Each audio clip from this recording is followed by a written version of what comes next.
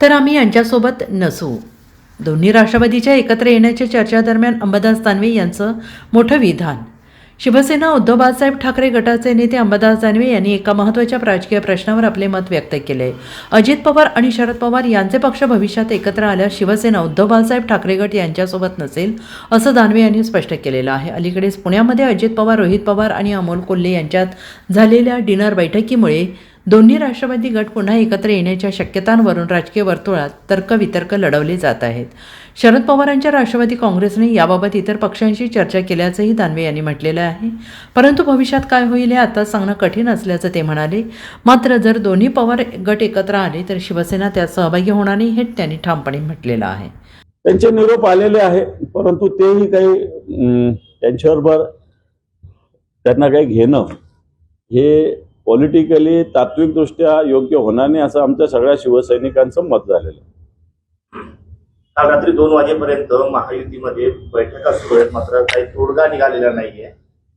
आज देखील पुन्हा बोलणी करू अशा पद्धतीचं सांगितलं जात आहे. त्यांच्या दोन पक्षाचं काय चालू आहे याच्यात आम्ही तरी लक्ष देत नाही. युती त्यांची होईल न होईल मला माहिती नाही, परंतु प्रचंड प्रमाणात या मला जी माहिती आहे आतापर्यंत 2005 असेल, 2010 असेल, 2015 असेल, याच्यात शिवसेनेने जवळपास 60-65 जागा आणि भारतीय जनता पार्टीनं फक्त 30-35 जागा लढलेल्या घटना घडलेल्या आहे. आता हे लोक शिवसेना फोडून गद्दारी करून गेले, इथं त्यांचे 2 निवडून आले, तरी भारतीय जनता पार्टी त्यांच्यावर कुरघोडी करते असं कानावर येतंय.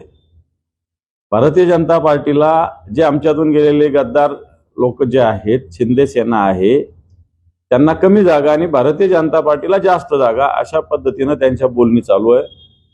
पण मी आपल्याला सांगू इच्छितो की 2005, 10 आणि 15च्या साली ज्या ज्या अलायन्स झाल्या त्याचे सगळे पेपर्स माझ्याकडे आहेत. 2000ला काही अलायन्स नव्हती झाली, पण मागच्या 3 अलायन्स झाल्या त्या याच्यामध्ये शिवसेनेनं जवळपास 65 जागा आणि भारतीय जनता पार्टीनं 35 ते 40 जागा अशा पद्धतीनं जागा लढलेल्या होत्या.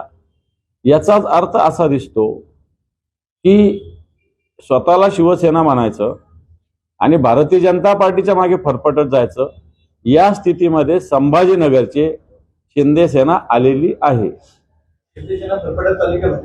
100%. मी सांगतो काय, मी 5, 10 आणि 15 याच्यात शिवसेनेनं सगळ्यात जास्त जागा घेतल्या होत्या.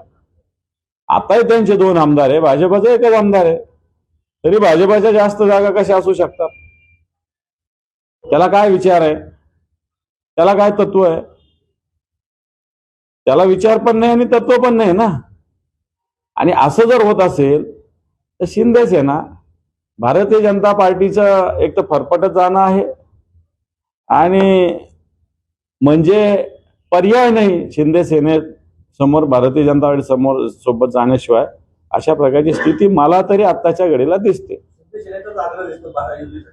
बिलकुल त्यांचा दिसतो, कारण त्यांना पराभवाची भीती आहे. त्याच्यामुळे शिंदे सेनाच महायुतीसाठी आग्रही आहे. मी जी माहिती घेतोय, भारतीय जनता पार्टी महायुतीसाठी कुठेही आग्रही नाही. भारतीय जनता पार्टी 70-78 जागा लढायला तयार होते. शिंदे सेनेकडे तर तेवढे फॉर्म सुद्धा नाही आहे.